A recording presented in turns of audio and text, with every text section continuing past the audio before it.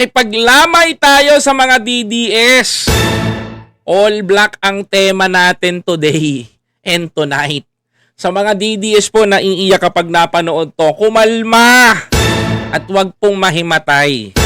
Dalangin ko po sana yung inyong pagkawala ay sana'y maging maraharan at pagtanggap sa katotohanan na kahit na isang pagsaksak ho kayo ng glutathione sa pisngi, hindi na rin ho magiging presidente yan. Dahil kahit na anong gawin ho ninyo mga DD shits,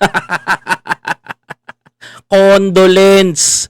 Kasi ito na yung final goodbye para sa mga kandidato nyo. Huling balita sa akin nung nag-impo na meron daw susunod kay Duterte sa Netherlands. November pa lamang, araw ng undas, nagtago na agad yung magaling na kalbo dyan. Pero in fact, there is more. But wait, there's more. There's more na magtatago nga ba o haharapin? Kung talagang matapang ka nga, sige nga, pag dumating yung warrant, wag mo nga gayahin si Bato, natago-tago din. Yan ho ang aabangan natin mga kababayan ko sapagkat marami na naman tayong malalaman dito sa channel ko. Yung hindi nyo nalaman sa iba, dito pupurong-puro. Kaya pag-usapan na natin ito mga kababayan.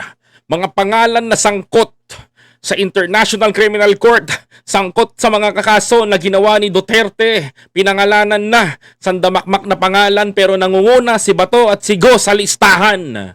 Ang tanong dito, magpapahuli kaya si Go o magtataguring kagaya ni Bato? Eto na siya, mga kababayan, panoorin natin ang balitang ito. Eto, pasok! Muling makikipagtulungan ang palasyo sa Interpol kasunod ng pagpangalan. Uunahin ko na. O mga DDS, baka naman magtago yung pambato nyo. Sabi dito, mga kababayan, klarong-klaro, muling makikipagtulungan ang gobyerno natin sa Interpol. Bakit? Mga kababayan ko, makikipagtulungan po ang Pilipinas upang dakpin ang mga nagkasala. Iliwanagin natin, wala pong mali sa ginagawa ng gobyerno. Mga kababayan ko, mga kapatid. O sige, tapos babanat na naman sila. Mamaya, diretsoy natin. Bakit? Ng ICC, kina Senador Bongo at Bato de la Rosa bilang kasabwat umano sa gera kontra droga ni dating Pangulong Rodrigo Duterte. Ooh! So, ibig sabihin mga kababayan, klaro, palakpakan tayo. So, yung dalawa pong left and right hand ni Digong, susunod po sa Netherlands. Wala na, ito na. Kaya nga po nag-itim na ako eh. Kaya nga po nagsuot na ako ng black eh. Kasi makikiramay na ho ako. Oh, mamaya ho, may malalaman pa kayo dito, mga kababayan ko. Mensahe pa ng palasyo, hindi nila kailangang magtago at hindi kailangang magkagulo. Tama! Oh, kung matatapang kayo, nung panahon na si Digong ay dinala sa International Criminal Court, yung mga magagaling dyan na sasama ako kay Tatay Digong. Yung isa dyan nagsasabi kahit sunugin nyo ako, mangangamoy Duterte ako. O tapos yung isa dyan, pagtutulungan ko, susama ako dun. O sige, magsipagsama kayo ngayon, O sige, magsipagsama kayo ngayon dahil meron na kayong ticket papuntang Netherlands. At yung ticket nyo sa Netherlands, soon as possible. Baka nga lang next week, ilabas na yung release ng ticket nyo. Huwag kayong magtatago, ha? O ano, sige, tuloy! Nakatutok si Ivan Mayrina. Naaresto pa rin si dating Pangulong Rodrigo Duterte Marso nung nakaraang taon kahit may mga naunang pag-iitang pamahalaan na walang jurisdiction ng ICC sa Pilipinas at kahit dumistansyang palasyo sa ICC. Ang binanggit noon ng Pangulo ay ang Interpol. Ganito kasi yan. Marami pong tatanga-tanga kasi ng mga DDS. Walang pinapakalat nila, walang jurisdiction ng ICC sa Pilipinas. Ilang beses ko po bang isasaksak sa kokote ng mga to na di naman po pumasok ang ICC sa Pilipinas. There is no ICC, mga kababayan ko. Kasi kumalas nga po tayo. Sino ho nag-execute ng paghuli kay Digong? Mga kababayan, Interpol. Yung sinasabi ni Bato na, Pakshit Interpol! Di ba? Lalala nyo yun? Mga kapatid? Yung pag-ganon-ganon pa si Bato, Pakshit Interpol! Big my D! O, di ba? Naalala nyo yun? Mga kababayan, nung naaalala nyo yun, kung naaalala nyo yun, yan ho yung tinutukoy ni Senator Bato. Wala hong pumasok na International Criminal Court sa bansa ho natin. Nung hinuli si dating Pangulong Duterte. Sino ho ang nag-execute? Mga kababayan ko, Interpol. Babalikan na naman natin para sa mga tangang DDS. Para maunawaan naman ninyo. No? Oh, bakit Interpol biyahe ni ko? Hindi naman kasali, hindi naman ICC yun. Di ba? Itatak nyo sa kokote nyo na mahina kayong mga nilalang, unawain nyo. Okay? Bakit Interpol?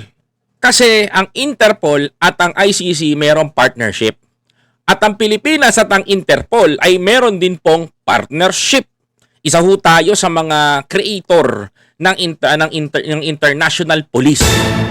So ngayon, mga kababayan ko, si ICC dumulog kay Interpol. Then si Interpol, mga kababayan ko, ang nag-execute sa Pilipinas dahil meron siyang jurisdiction sa bansa natin. Ngayon, mga kababayan, tumupad ang Interpol sa layunin niya bilang international police. Mga kababayan ko, kung may International Criminal Court, which is the ICC, meron naman tayong Interpol, International Police. Mga kababayan. So, nung nangyari ito, mga kababayan ko, si Interpol ang nagpatupad at nag-serve ng warrant. Ngayon, sino ang mag-execute ng warrant of arrest sa Interpol? Ang ating PNP. Nung kinuha ng PNP natin, mga kababayan ko, si dating Pangulong Duterte, doon na naganap yung warrant, mga kapatid. Kinuha yung warrant, nilabas yung warrant at dinakip siya. Ngayon, tatanungin ko kayo, baka mag-rally na naman kayo. Balikan nyo tong channel ko kung mag-rally na naman sila. Walang jurisdiction ng ICC sa Pilipinas. Hindi nga ICC ang huhuli. Interpol. Yung sinasabihan ni Bato na, Pakshit Interpol! Nick Mardi! Di ba? Ayun! Yun mga kababayan. yun yung pinahihimutok ni Bato, mga kapatid. So ngayon, yun ang dadampot din sa kanila. Ngayon, inaantay na lang yung ticket nilang dalawa ni Senator Go at ni Senator Bato at yung iba pang mga kasama niya papuntang Netherlands. Mga kapatid, inaantay na lang yung print yung ticket nila kasi that is a one-way ticket only. Exclusive for Bato and Bongo and other friends na sangkot sa EJK. Oh, di ba? Napakaganda, mga kababayan ko. Ang gandang halimbawa niyan. Tuloy. Did not do this because it was Kaya po sinabi ni Presidente Bongbong Marcos ganito, mga kababayan. Tayo tumatalima lamang sa Interpol at tumusunod tayo sa ating commitment sa kanila. That's it. Pakinggan nyo mabuti to. it derived from or it came from ICC. We did this because Interpol asked us to do it. And See, mga kababayan, meron bang binanggit si PBBM na ICC? Ang binanggit ni President Bongbong Marcos, that's the Interpol. Because the Interpol, mga kababayan ko, ang siyang may sakop at may jurisdiction sa Pilipinas. we have commitments to them, and we lived up to those commitments. Kaya ng pangalanan sa isang dokumento ng ICC bilang kasabwat o co-perpetrator ni Duterte sa Oh, ayan na, co-perpetrator. Pakshit Interpol! Big Mighty! Oh, Big Mighty! Come on, Interpol! Pinangalanan na itong mga to na perpetrator. Oh, grabe ha. kanyang drug war, sila Senador Bongo at Bato de la Rosa. Natanong ang palasyo kung muling makikipagtulungan ng gobyerno sa Interpol. Oh, yan ang tanong yan. Ang tanong natin. Yan ang pinakamagandang tanong. Makikipagtulungan ba? Makikipagtulungan tayo sa Interpol but not with the ICC in the same way that we cooperated with the Interpol during the arrest of the former president. Ganun Pakinggan natin. po mangyayari. Yun po ang nangyari before at yan din po ang mangyayari ngayon. Ooh! Ano? Kakantahan ko na ba sila, no? Bato! Uy! Ano, Senator Bato, kakantahan na ba kita? Ha? Papakantahin na kita. Kakantahan na kita. Oh. Senator Bato, kakanta na ba ako, Senator Bato, para sa'yo? Hindi kita malilimutan. Hindi kita pababayaan.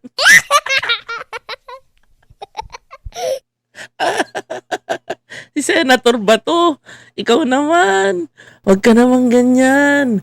Hindi kita malilimutan.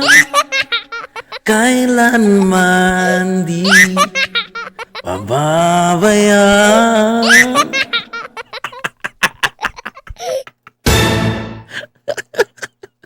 Baka ko ba't ka Senator Bato ng ano natutulog bang Diyos? Yami ka dito! Sureball na sureball si Senator Bato. Dahil lulupit nyo Ang lalakas ng load nyo magpapatay. Tapos nagtatago kayo? Lalo ka na, Senator Bongo. Oh, bakit? Oh, sige, papakitaan kita, Senator Go, Anong sabi mo? May sinabi ka May sinabi ka Alam mo, hindi mo magogoyo tao Sabi ni Senator Go. Tingnan nyo, pakinggan nyo mabuti sabi ni Senator Go, Tingnan nyo, kung paano to, bakit to nadamay na perpetrator to. O, pakinggan natin. Banggit rin po niya, nandiyan po rin po yung reward na kanyang sinabi noon, 1 million po sa mga Ninja Cups. Tingnan nyo! Tingnan nyo mga kababayan ko, kung gaano kataksilan ng senador na to. O, ngayon, todo tanggi, hindi daw siya kasali. Pero alam niya. Patay. O, tingnan nyo mabuti. Sabi ko sa inyo, bahala na kayo mag-ngit-ngit. Ay, nako. O, papanoorin ko sa inyo, papakita ko sa inyo. Ano sabi nito? O. Nabanggit rin po niya, nandiyan po rin po yung reward na kanyang sinabi noon, 1 million po sa mga Ninja Cups. Patay. Pag buhay, kalahating milyon lang po. Pag lumaban, 2 million. Nabanggit rin po niya, nandiyan po rin po yung reward na kanyang sinabi noon, 1 million po sa mga Ninja Cups. Patay. Pag buhay, kalahating milyon lang po. Pag lumaban, 2 million. Nabanggit rin po niya. Nakita niya? Mga kababayan ko? Nakita nyo? Kaya dapat lang deserve. Deserve. According to Senator Bongo, may reward system. At least hindi sa atin ang galing. Mga kababayan. Di ba? Hindi ho sa atin ang gagaling. Di ba? Paano niya i-deny sa publiko yan? Mga kapatid, kung ganyan ang ginagawa niya. Di ba? Oh, tuloy. Mangyayari. Yun po ang nangyari before at yan din po ang mangyayari ngayon. Nanindigan din ang palasyo na hindi pagsuko sa soberanya ang pagtupad sa obligasyon ng bansa sa Interpol. Oh, tama yun. Mga kababayan ko, hindi yung pagsuko sa ating soberanya. Mga kababayan, sapagkat para ho sa akin, mga kapatid, karapatan ho yun dahil wala akong umiiral na justice system nun. Sa tingin nyo ho ba, mga kababayan ko, for example, ito example na lamang to litisin sa Pilipinas, itong si Bongo at si Bato. Sa tingin nyo po ba, mabibigyan ng sala ito, mabibigyan ng tamang blaban itong mga to? Advantage, mga kababayan. Bakit? Hawak nila ang Supreme Court example na lang. Impeachment ni Sara, hinaharang ng Supreme Court kahit kitang-kita na nagnanakaw na. Kinakampihan ng Supreme Court. Sa tingin nyo, bibigyan pa ba pagdating dito, sasabihin ng Supreme Court, not guilty. O di wala na nangyari sa sa laban ng mga taong namatay. Mga kababayan ko. Tama? Mawawalan ng saysay yung laban nila. Ano ba ginagawa natin? Binibigyan natin ng magandang laban. Mga kapatid. Tuloy. Pero sa ngayon, wala pa namang warrant ay nilalabas ng ICC sa mga pinangalanang kasabwat sa drug war. Pero antayin nyo, ang balita ko mga kababayan, as soon as possible. Bagamat umugong na yan laban kay Senador Bato de la Rosa, kaya Nobyembre pa siya hindi nagpakita sa Senado o sa publiko. Mensahe ng palasyo sa mga pinangalanang co-perpetrator. Bano? Kayo ba'y may kasalanan? Ito. Tanong sa inyo to ng taong bayan. Oh, Senator Bato, Senator Go, makinig kayo. Tinatago nyo para hindi po kayo madinig at ma-escape kayo or ma-evade the liability of what you had done. So, hindi po kinakailangan magtago kung alam po nila na sila'y walang kasalanan, humarap sila at maging matapang sa mga maaaring proseso. Correct, mga kababayan ko. Kaso nga lang, mga kababayan ko, wala silang takas sa sinabi nila eh. Words by words, mouth by mouth. Wala hong kawala yung sinabi ho nila. Wala hong takas yung sinabi ho nila. Wala hong ano yun, bearing para sa kanila. Mga kababayan ko. Kumbaga para lang sila nagkipaglaro sa apoy nito. Sa bibig nila nang galing, mga kababayan, na may ganito nangyayari. Todo deny. Di ba? Tuloy. Sabi naman ng palasyo sa mga taga-suporta ng mga pinangalanang co-perpetrator, hindi kailangan magkagulo sakaling maglabas nga ng warrant ng ICC na legal umano at bahagi ng paggulong ng hustisya. Di ba mas maganda kung korte na hindi naiimpluwensyahan Correct! Yan yun! at hindi masasabing namumulitika? 'Di ba? Kasi sabi ko nga sa inyo, yung korte sa Pilipinas kaya nilang hawakan eh. Even the Supreme Court. Yan no, Supreme Court na nga lang, kitang-kita nyo na eh. No, I'm not saying na ganun ang ginagawa sa atin, pero totoo naman, nakikita natin. Pinakampihan nila si Sara Duterte. That's bias. Kasi bakit? Puro appointee ng tatay niya yun. O tapos iharap pa natin si Batot si Godito. Ano mangyayari sa mga lilitisin dito? Di how siyaw? Mga kababayan, Ang siyang didinig, walang masasabi ang Pilipino. Dahil neutral yun. correct. Hindi po maaaring impluwensyahan. Even President Bongbong Marcos kayang ipakulong ng ICC kung kasali pa tayo. Mga kababayan ko. Tama? Tuloy. Sa kabila ng mga pahayag na yan, ay hindi raw pinag-uusapan sa ngayon ang muling pagsapi ng Pilipinas sa ICC. Para sa GMA Integrated News, Ivan Mayrina, nakatutok, 24 oras. Alam niyo sa totoo, mga kababayan, simple lang naman to. Tama yung sinabi, tama yung ginagawa ng gobyerno natin. Mag-confly tayo dun sa mga commitment natin na partners. Alam mo, kahit si President Bongbong Marcos, kung magkakasala siya ng ganun, maaari siya makulong sa ICC kung tayo ay membro pa ng International Criminal Court. But, mga kababayan ko, tandaan ninyo, once na nag-issue ang International Criminal Court, kahit di tayo kasali, pwede pa rin tayong pasukin. Using Interpol. Mga kababayan, nakakakalimot kayo. Ngayon, mga kababayan ko, yung sobra, yung madugo na ginagawa ni Digong noon, pagbabayaran niya yon. Yung mga general, yung mga senador, yung mga taong umabuso sa karapatang pantao, mga kababayan ko, at nagpapatay para lamang makover up ang kanilang mga kalokohan. Kung hindi nyo ho na itatanong, mga kababayan ko, if we comparison President Bongbong Marcos sa kanyang kampanya kontra droga, mas di hamak na epektibo itong si PBBM. Bakit ko ho nasabi?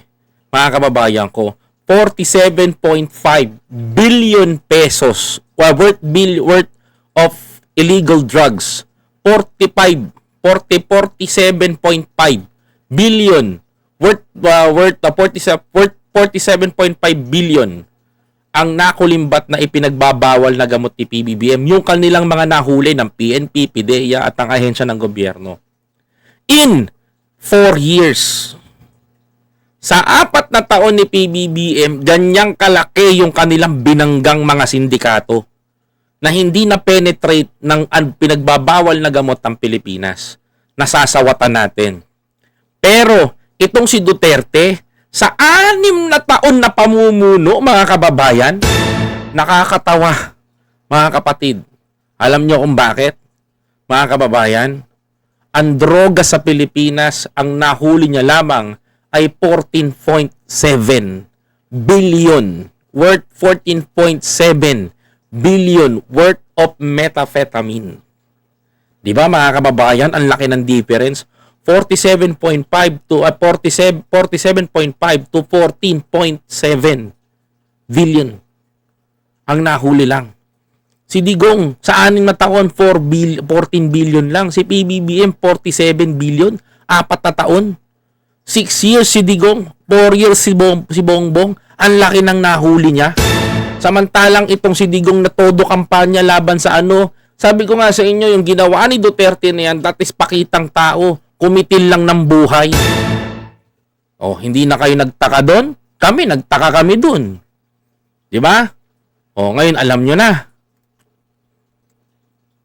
Huwag mag Di ba? Ngayon alam nyo na. Oh, ngayon, mag-iisip pa ba kayo? Mga kababayan ko? Mag-iisip pa ba kayo? Mag-isip kayo. Gusto nyo bang ilagay yan? Sabi ko sa inyo, si Sara Duterte, pag nanalo ang presidente, puppet lang yan. Please don't forget to follow, like, comment, share, and subscribe.